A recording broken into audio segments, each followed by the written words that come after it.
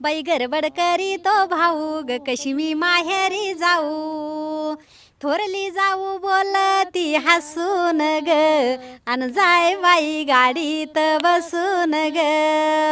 थोरली जाऊ बोलती हसून ग न जाय बाई गाडीत बसून ग